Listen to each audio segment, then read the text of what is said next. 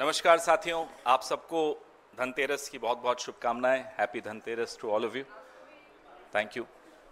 कुशाग्र, आपने देखा कि पिछले 2 दिन से लगातार राहुल जी के यूट्यूब चैनल पर वो एक एक करके वीडियोस रिलीज कर रहे हैं। ये वीडियोस जो सेबी की चेयरपर्सन माधवी जी के मुतालिक हमने एक्सपोजेज किए और कर रहे हैं, आज भी कुछ लेकर आए हैं, उनका एक तरह का विश्लेषण है। और वो विश्लेषण इसलिए इंपॉर्टेंट है, इसलिए महत्वपूर्ण है कि हम लोग तो कागज पत्र इकट्ठा करके एक एक करके स्कैम बता रहे हैं, लेकिन राहुल जी ने अपने इन वीडियोस के माध्यम से, जो उनके यूट्यूब चैनल पे अभी आपको मैं दिखाऊंगा, जो आज वाला है,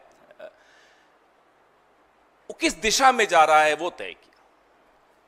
समझना जरूरी होता है कि आखिर सरकार किस मजबूरी में एक ऐसे व्यक्ति को सेबी की प्रमुख बना रही है, और क्या डर है, क्या मजबूरी है, क्या कंपल्शंस हैं सरकार के कि इतना कुछ जानकारी होने के बावजूद उनको बचा रही हैं।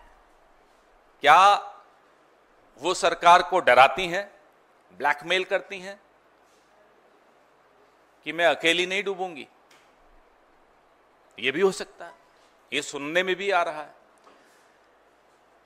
Because it is not possible for any democratically elected government to continue protecting a tainted individual, especially when there is a smoking gun, especially when there is evidence out there in public domain. उसके बावजूद सरकार क्यों बचा रही है, ये सवाल राहुल जी के इन वीडियोस से आपको बहुत स्पष्ट तौर पे आपके मन में भी आता होगा। कुशाग्र, आज वाला video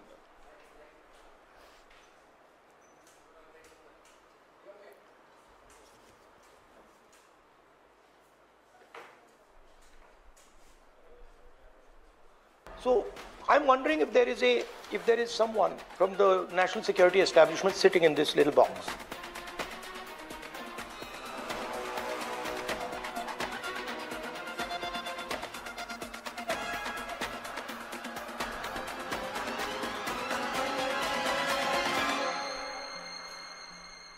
I looked into this a little bit. Okay.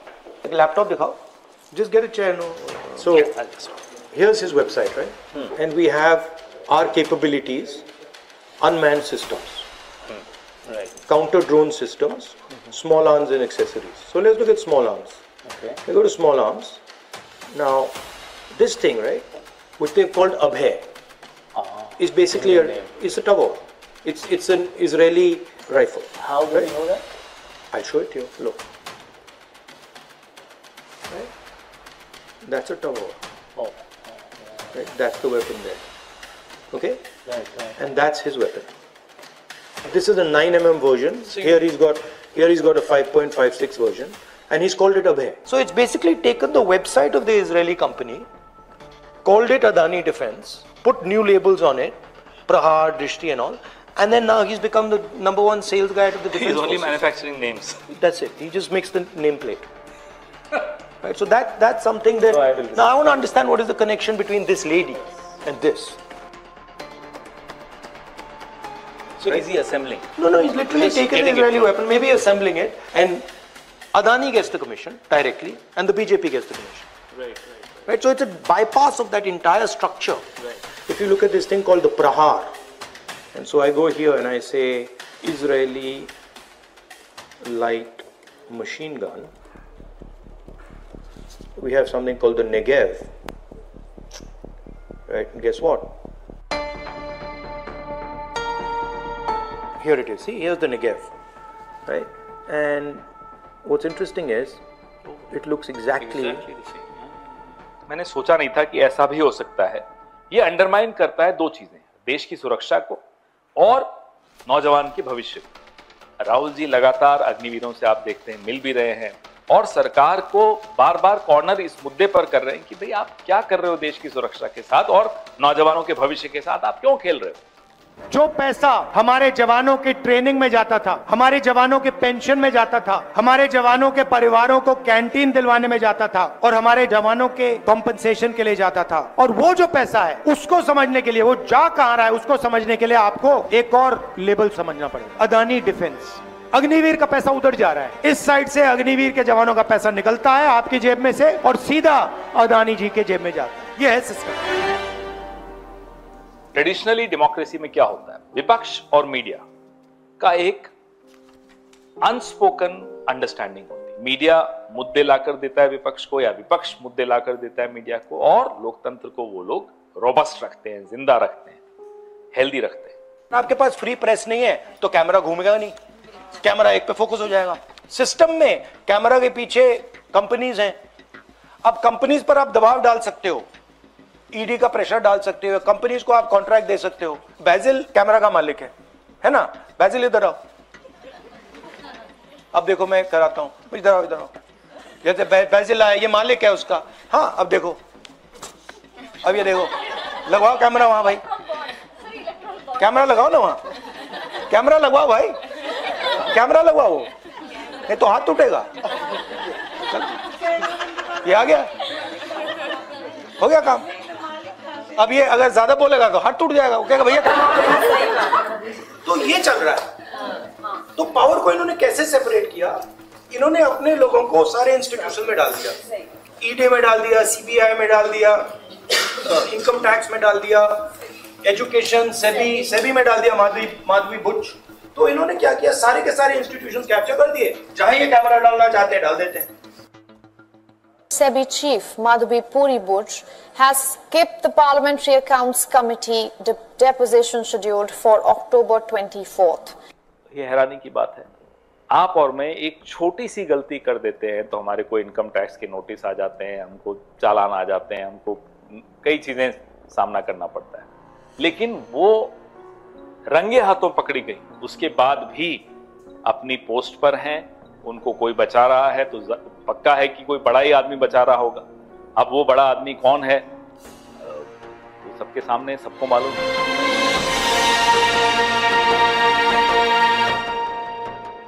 ये सवाल जो इस वीडियो के दौरान और इस वीडियो के अंत में और इससे पहले के जो 2 वीडियोस राहुल जी के YouTube चैनल पे आपने देखे, कौन है ये बड़ा आदमी, कौन है ये बड़ा आदमी? वो है जिसको ये देश प्रधानमंत्री मानता है, या ये बड़ा आदमी कोई और है जो उनके भी पीछे है, जो उनसे ये सब काम करवाता है कि माधवी जी को चेयरपर्सन बना दीजिए या होल टाइम मेंबर बना दीजिए, इसको कुछ बना दीजिए। अलग अलग इंस्टीट्यूशंस पे ये बड़ा आदमी अपने मोहरे बैठा रहा है पिछले 10 साल से, 11 साल से। हमने आपको, मुझे याद है 2 सितंबर से ये श्रृंखला हमने शुरू की, we started this series on the 2nd of September, जिसमें ये बताया कि आईसीआईसीआई कैसे लगातार सेबी की होल टाइम मेंबर को पैसे दे रहा है। अब वो कभी कहते हैं रिटायरमेंट बेनिफिट है, कभी कहते हैं रेजिग्नेशन दिया, कभी कहते हैं रिटायर हुई। अब कुछ आपको ये नहीं समझ में आएगा जब तक आप पूरी तहकीकात नहीं करेंगे, जब तक आप पूरे कागज नहीं देखेंगे, और जब पूरे कागज देख लेंगे तो आप हैरान हो जाएंगे। 16.8 crore 16.8 crores was given to her by ICICI in the form of salary, ESOPs, TDS, जो उन्होंने, मैंने आपको सब बताया था। वायलेशंस क्या थी ये भी आपको बताई थी। 6 सितंबर को ये बताया कि उनकी एक प्रॉपर्टी वोकार्ड के मालिकों को उन्होंने किराए पे दी बंबई में, 2 करोड़ 16 लाख उसकी किराए की आमदनी हुई। वायलेशंस क्या थी सेबी की ये करने से, ये भी मैंने आपको बताया। 10 सितंबर को मैंने बताया कि उनके पति और उनकी एक कंसल्टेंसी कंपनी है अगोरा एडवाइजरी सर्विसेज लिमिटेड, वो जो सरेआम जिसके बारे में माधवी जी ने झूठ बोला कि ये डॉर्मेंट हो गई है, हमने आपको बताया कि ना केवल वो चल रही है, 99% शेयर्स माधवी जी के पास हैं उसके, और लगातार ऐसी कंपनियों को कंसल्टेंसी दे रही है जिन कंपनीज का सेबी से कुछ न कुछ केसेस चल रहे हैं, और सेबी उनको मॉनिटर करती है, सेबी के वो परव्यू में आती है। So we prove to you how Agora is not dormant as claimed by Madhavi ji, how Agora was not only not dormant, it is 99% shares are held by Madhavi ji. It is continuing to give consultancy services to companies which come under the purview of SEBI. हमने आपको ये भी बताया कि 2017 से 21 के बीच में कैसे फॉरेन एसेट्स उनके, कैसे चाइनीज फंड्स में उन्होंने अपनी इन्वेस्टमेंट्स की, और ये सब क्या वायलेशंस हैं, ये सब हमने आपको बताया। ये मैं रिकैप इसलिए कर रहा हूं कि बीच में काफी दौर गुजर गया तो आप शायद भूल गए हों। आज मैं आपके सामने कुछ नई एलिगेशंस, नए चार्जेस, नए आरोप लेकर सामने आ रहा हूं। सेबी चेयरपर्सन माधवी जी की एक और प्रॉपर्टी बंबई में, जो उन्होंने green world Buildcon and infra private limited नाम की एक कंपनी को किराए पे दी 2021 और 22 में। यह कंपनी क्यों महत्वपूर्ण है? क्योंकि इस कंपनी के जो मालिक हैं मुकुल और विपुल बंसल, इनका एक बड़ा हिस्सा प्रोफेशनल लाइफ का इंडिया बुल्स की टॉप पोजीशंस पे रहने से। ये इंडिया बुल्स इसलिए महत्वपूर्ण है, आप सब जानते हैं, आपने इंडिया बुल्स के बारे में स्टोरीज की भी हैं, लिखी भी हैं। सेबी से इंडिया बुल्स के कई केसेस, कई एफिडेविट्स जो सेबी ने अलग कोर्ट्स में और रेगुलेटर्स को दिए, इंडिया बुल्स के जितने भी मामले थे उनको चलते। तो इंडिया बुल्स के जो टॉप मैनेजमेंट के लोग रहे हैं, उनकी कंपनी को आप अपनी दूसरी प्रॉपर्टी, पहली प्रॉपर्टी वोकार्ड, दूसरी property green world Buildcon and infra private limited, Mukul और विपुल बंसल को दी। 21 और 22 के बीच में यह प्रॉपर्टी किराए पे दी थी। इस दौरान रेगुलेटरी एक्शंस सेबी द्वारा, अन्य रेगुलेटर्स द्वारा, जिनसे सेबी कागज देता था इंडिया बुल्स के विषय में, ये हुए हैं। और इसमें भी सेबी का जो code on conflict of interest है मेंबर्स के लिए 2008 का, उसका सेक्शन 4, 7 और 8 का बहुत स्पष्ट वायलेशन है। नंबर 2, सेबी की चेयरपर्सन माधवी जी की अनलिस्टेड जो शेयर्स हैं, अनलिस्टेड कंपनीज में जो शेयर्स हैं, उन कंपनीज का पैराडाइज पेपर्स में नाम, मैंने आपको पहले इशारा किया था आखिरी जो प्रेस कॉन्फ्रेंस इस विषय में की थी, उसमें उनका नाम उन कंपनीज का आता है। अब ये प्रेडिबल हेल्थ प्राइवेट लिमिटेड बड़ी महत्वपूर्ण कंपनी है। प्रेडिबल हेल्थ प्राइवेट लिमिटेड को सरकार के स्टार्टअप फंड से पैसा मिला। ये हमें कैसे मालूम पड़ा? कि राहुल जी ने पार्लियामेंट में एक सवाल पूछा था कि स्टार्टअप फंड में किस किस को पैसा मिला। वो लिस्ट हमने डाउनलोड की, उसमें 266 नंबर की कंपनी है प्रेडिबल हेल्थ प्राइवेट लिमिटेड। मैं आपको ये एनेक्शर्स में कागज दे रहा हूं। बड़ी रोचक ये कहानी है कि कैसे मिला ये कहानी। ये जवाब में, राहुल जी के सवाल के जवाब में पार्लियामेंट में टेबल किया गया। इसमें वो कंपनी आपको दिखेगी 266 नंबर पे, प्रेडिबल हेल्थ प्राइवेट लिमिटेड। प्रेडिबल क्यों महत्वपूर्ण है, अब मैं आपको वो बताता हूं। प्रेडिबल की जो शुरुआती share holder, initial share holder, सबसे पहले शेयर खरीदने वालों में से एक माधवी जी खुद है। माधवी जी ने शेयर्स खरीदे, वहां तक भी ठीक है, इक्विटी उनके पास है, कोई दिक्कत नहीं थी, मतलब अब तो उन्होंने बेच दी। 226 गुना ज्यादा कीमत पर 5 साल तक रखने के बाद 2021-22 में उन्होंने एक अमेरिकन कंपनी को ये इक्विटी बेच दी, प्रेडिबल की। प्रेडिबल, अगला टेबल दिखाइए, कि जो बाकी प्रमोटर्स हैं, लिस्ट ऑफ इन्वेस्टर्स हैं, महत्वपूर्ण इन्वेस्टर्स हैं, उसमें जो हाईलाइटेड है वो देखिए, जाकेसा इन्वेस्टमेंट्स लिमिटेड। जाकेसा का नाम स्पष्ट तौर पे पैराडाइज पेपर्स में आया था। पैराडाइज पेपर्स किस सन में आए वो आप देख लीजिएगा, शेयर्स किस सन तक रखे गए वो भी आप देख लीजिएगा, और उसके नीचे के एड्रेसेस देखिए बाकी कंपनीज के, सब सेम। वो उस पर भी कहानी हम पता लगा रहे हैं। Trust House 112 Bonadie street, Kingstown, Saint Vincent. अब ये लगातार आपको जाकेसा के नीचे कैप्रिया वेंचर्स, यूनाइटेड सीड, लगातार वही एड्रेस की कंपनीज हैं। खैर चलिए, अब ये जो जाकेसा इन्वेस्टमेंट्स है, ये Saint Vincent and the Grenadines, Eastern Caribbean Sea tax havens हैं, वहां की कंपनी है। 2018 में ये आपके सामने आई जानकारी, 2017 में पैराडाइज पेपर्स की। उसके बाद भी माधवी जी ने ये शेयर्स अपने पास रखे 2021 तक। सेबी की होल टाइम मेंबर थी वो, उन्हें जानकारी थी, लेकिन रखे। क्यों रखे, पूछिए उनसे। अब मैं आता हूं एक और व्यक्ति पर जो सेबी से जुड़ा हुआ है माधवी जी के अलावा। उनका नाम है अनंत नारायण। ये हैं होल टाइम मेंबर अनंत नारायण। इन्होंने भी अपनी एक प्रॉपर्टी एक ऐसे स्टॉक ब्रोकर को दी। स्टॉक ब्रोकर को, सेबी का होल टाइम मेंबर अपनी प्रॉपर्टी एक स्टॉक ब्रोकर को दे रहा है जिसको वो रेगुलेट करता है।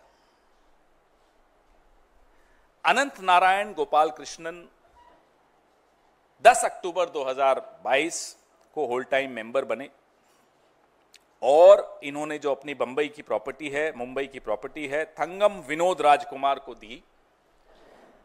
ये स्टॉक ब्रोकर हैं। आईएमसी इंडिया सिक्योरिटीज के नाम पे एक ब्रोकरेज फर्म है इनकी, जो सेबी द्वारा रेगुलेटेड है। ये हैरानी की बात है कि माधवी जी भी यही करती हैं, उन्हीं कंपनीज को अपनी प्रॉपर्टीज किराए पे देती हैं जो सेबी रेगुलेट कर रहा होता है जिन कंपनीज को, और होल टाइम मेंबर अनंत जी भी वही करते हैं। ये अनंत जी मेंबर हैं market intermediaries regulation and supervision department, MIRSD, SEBI के भीतर जो डिपार्टमेंट है। सीधा स्टॉक ब्रोकर्स उनके परव्यू में आते हैं। उस व्यक्ति को उन्होंने अपनी किराए पे प्रॉपर्टी दी। ये भी एक सेक्शन 4, 7 और 8 का सेबी का कोड जो है उसका वायलेशन है। अगला इनका क्या एक्सपोजे है कि अनलिस्टेड कंपनीज में नारायण साहब भी अपनी शेयर्स, अपनी equity proud security and credits private limited, proud अब जो है इनक्रेड नाम हो गया है उसका, INCRED, InCred capital. 1 lakh shares, 2 crore के शेयर्स, जिसकी आज की वैल्यूएशन अगर हम कंपनी के वैल्यूएशन के हिसाब से देखें तो 70 करोड़ की वैल्यूएशन है इस कंपनी में इनके शेयर्स हैं। ये होल टाइम मेंबर हैं सेबी के। इनक्रेड कैपिटल मार्केट पार्टिसिपेंट है, रेगुलेटेड है सेबी द्वारा, सेबी के परव्यू में आती है, सेबी की जांच के दायरे में आती है। उस कंपनी के 70 करोड़ के शेयर्स और उस कंपनी की वैल्यूएशन है 8,800 करोड़। उसके 70 करोड़ भागीदार, हिस्सेदार सेबी के होल टाइम मेंबर हैं उस सेबी के जिस सेबी के परव्यू में इनक्रेड कैपिटल आती है। हमें यह नहीं समझ में आता कि ऐसी कंपनी जो, और ये इनक्रेड बड़ी कंपनी है, स्पेशलाइज करती है पोर्टफोलियो मैनेजमेंट सर्विसेज में, ऑल्टरनेटिव इन्वेस्टमेंट फंड्स में, AIF जिसको हम कहते हैं, और पूल्ड इन्वेस्टमेंट। मतलब ये सारी जो ये गतिविधियां हैं इस कंपनी की वो सेबी के सीधे परव्यू में आती हैं और होल टाइम मेंबर के परव्यू में आती हैं। फिर भी उन्होंने उस कंपनी के शेयर्स रखे हैं। हमारे सवाल हम पूछना चाहते हैं, माधवी जी ने अपनी दूसरी प्रॉपर्टी भी ऐसी कंपनी को क्यों दी जिस कंपनी का सीधा सेबी से लगातार रिश्ता है? नोटिस का रिश्ता है, एफिडेविट्स का रिश्ता है, इंक्वायरीज का रिश्ता है, रिश्ता ही रिश्ता है। क्यों माधवी बुच ने ऐसी कंपनीज में शेयर्स रखे, ये जानने के बाद जब पैराडाइज पेपर्स में उसके इन्वेस्टर्स के नाम आए? क्यों अनंत नारायण जी ने, जो होल टाइम मेंबर हैं सेबी के, अपनी प्रॉपर्टी एक ऐसे स्टॉक ब्रोकर को दी जो सेबी की जांच के दायरे में आता है, जिसको सीधा रेगुलेट सेबी करता है?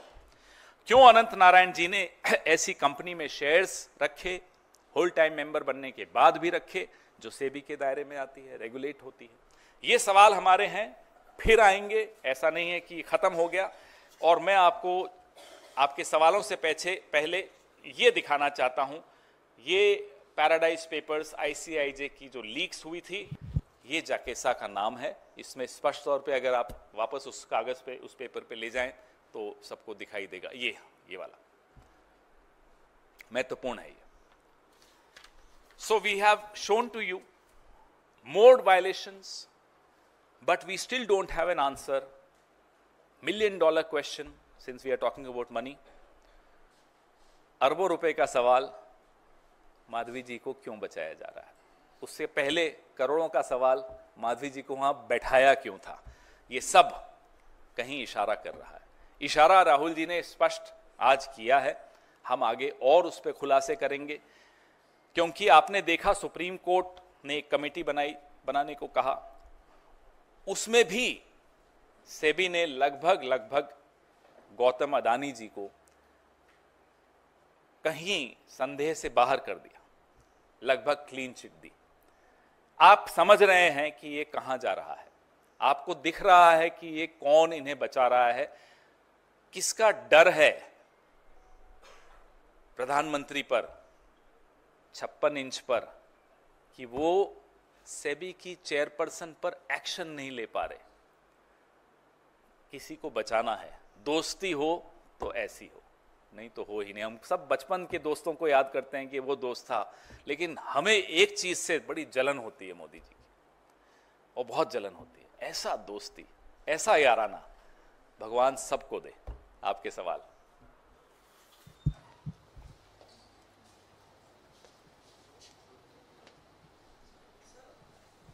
माइक।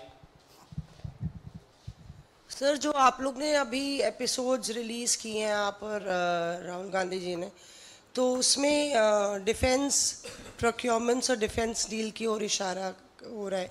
क्या किसी एक ऑर्गेनाइजेशन या एक बिजनेसमैन पर ये बात आके रुकती है, या द बक स्टॉप्स एल्सवेयर?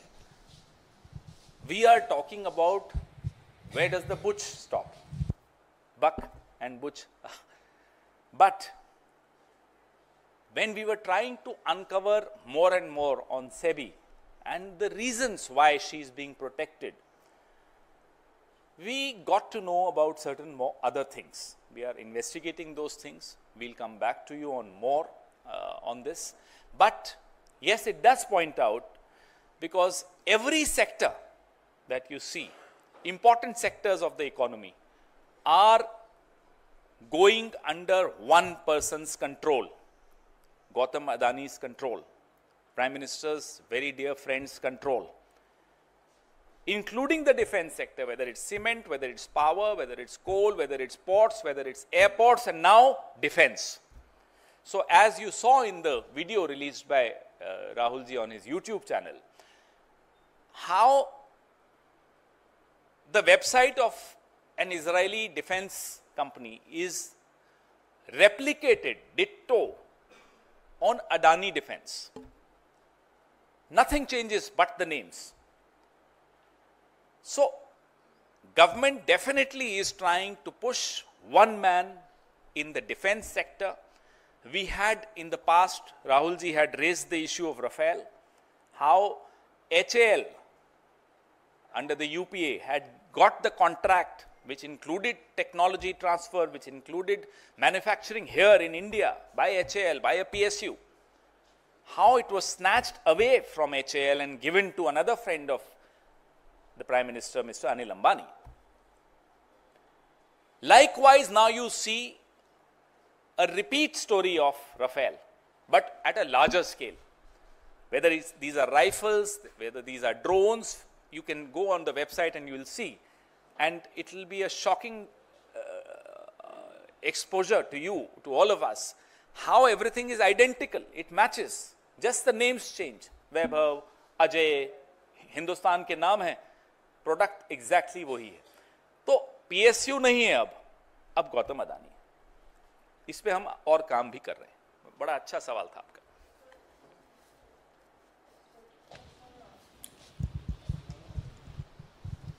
पवन जी, ये जो सीरीज है जिस पर आप आज भी चर्चा कर रहे हैं, ये एक तरफ है, दूसरी तरफ हिंडनबर्ग की रिपोर्ट पर जब पीएसी की बैठक में माधवी बुच को बुलाया गया था, वो वहां शामिल नहीं हुई और बीजेपी और कांग्रेस के नेता आपस में आमने सामने दिख रहे थे। आपको लगता है कि ये दोनों जो कड़ी है वो जुड़ी हुई है? देखिए, पीएससी पर मैं बोलने के लिए अपने आप को अधिकृत नहीं मानता। उस पे हमारे पीएससी के चेयरमैन ने बोला था उस दिन, लेकिन हाँ, जनता, देश का विपक्ष, देश के पत्रकार हैरान हैं उस कदम पर जो उन्होंने उस दिन उठाया, इसमें कोई शक की बात नहीं। पवन सर, एक सवाल है। पहले माधवी बुच जी का कॉन्फ्लिक्ट ऑफ इंटरेस्ट दिखाया आपने, आज एक और मेंबर का सेबी के सदस्य का दिखाया। ऐसे कितने लोग हैं जिनके इस तरह के वेस्टेड इंटरेस्ट हैं, जो रेगुलेटर है वही इन्वेस्टर हो जाता है, वही अपनी प्रॉपर्टी को रेंट आउट करता है? ऐसे और भी लोग हो सकते हैं, सेबी हो सकते हैं। अभी मैं, जब तक मेरे पास कागज नहीं आएंगे, मैं नहीं दावे के साथ नहीं बोलूँगा। कई लोग हैं जो इस पे काम कर रहे हैं, कुछ इंडिपेंडेंट जर्नलिस्ट भी हैं जो इस पे काम मेहनत कर रहे हैं।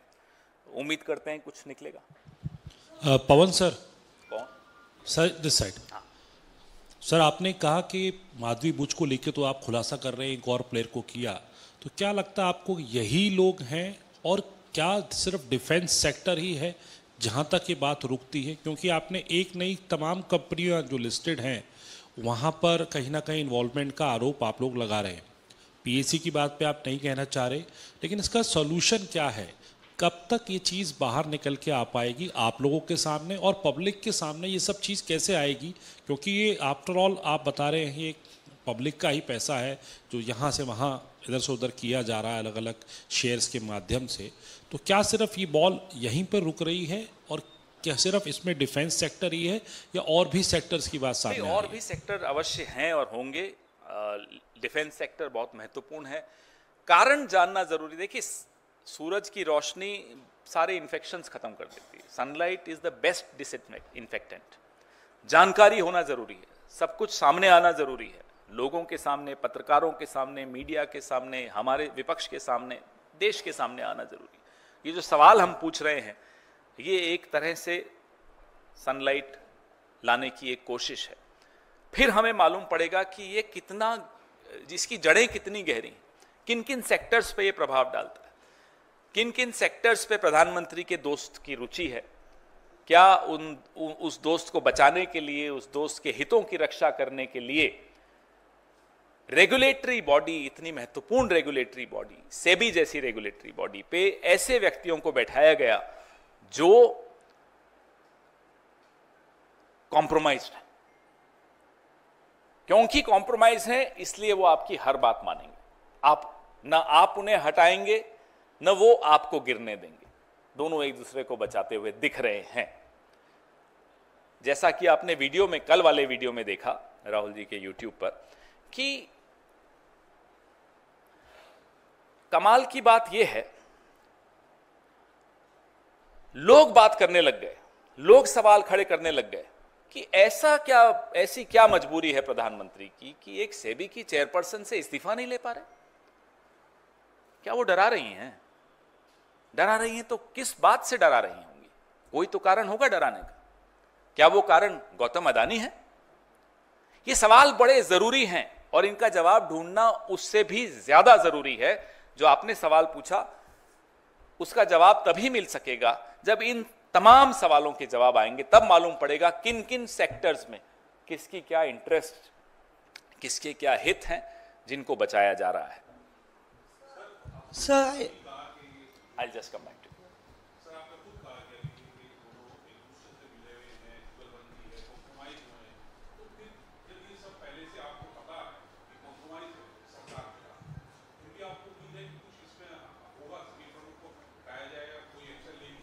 देखिए साहब, बात उम्मीद की नहीं होती, बात ये होती है कि हम जानते हैं कई चीज़ें, आप भी जानते हैं, हम ये भी जानते हैं कि जो अपने आप को सबसे ज़्यादा मजबूत और वीर मानता है वो बहुत ज़्यादा डर जाता है, कायर है। सेबी की चेयरपर्सन से डर गया, लेकिन जानने के बाद क्या हम डर के मारे घर बैठ जाएंगे? हम फिर भी खुलासे करेंगे, हम फिर भी सामने आएंगे। हम पर आप केसेस करें, हमको आप धमकियां दें, हमको आप लीगल नोटिस दें, आप करते रहिए। हमारी आप लोकसभा की सदस्यता छीन लें, घर से बाहर कर लें, आपको जो करना है कर लीजिए।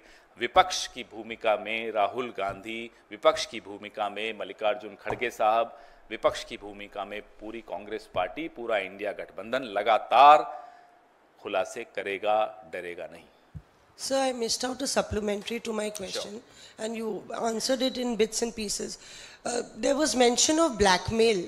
As far as you know, she is blackmailing the PM or anybody in specific. Could you elaborate on it? Because the message to the public is a bit vague about what sort of a blackmail is. I don't think that people would find it, but fair enough. I understand your question. When there is a smoking gun, we've all grown up watching these movies. When there is a smoking gun, you know where everything is pointing at. Everything is black and white. All the charges are in public domain.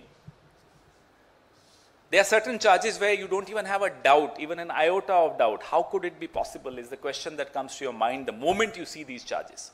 Yet, she is being protected. Why would anyone protect someone with so many questions about her professional life? The only reason is that someone is protecting her because someone is compelled to protect her. Compelled by her, compelled by Gautam Adani, compelled by your other friends, I have no idea. But that's the reason you are unable to remove anyone. आप UPA का दौर याद करिए, आरोप लगता था, बंदा को हटा दिया जाता था, गलत आरोप था तो भी हटा दिया जाता था, डर नहीं था। यहां डर है। क्यों नहीं था डर यूपीए में? अव्वल तो उस बंदे पर, उस व्यक्ति पर, उस मंत्री पर आरोप गलत होता था, हम जानते भी थे, लेकिन ठीक है, लोकतंत्र है, पारदर्शिता रहनी चाहिए, अकाउंटेबिलिटी, जवाबदेही रहनी चाहिए। जब तक आरोप सिद्ध नहीं हो जाते, चलिए आप रिजाइन कर दीजिए, और वो कर देते थे। न वो डराते थे, न हम डरते थे। आज आप पिछले 10 साल से देखिए, लगातार आरोप, और ऐसा नहीं कि और ठोस सबूतों के साथ लगाए गए आरोप, ऐसा नहीं यूं ही हवा में आरोप लगा।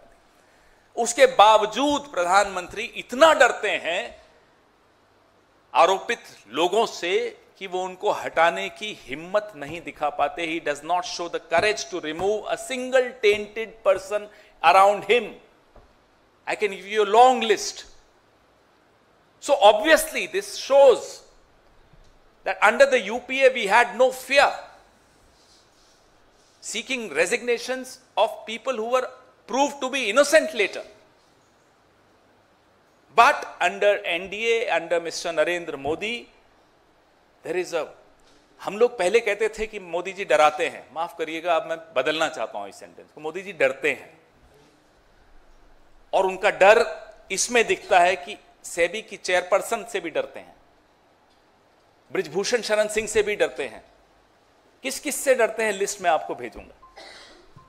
सर एक प्रश्न था, ये माधवी बुच पहले ग्रेटर पैसिफिक कैपिटल में काम करती थी और उसके डायरेक्टर हैं शौर्य डोवाल।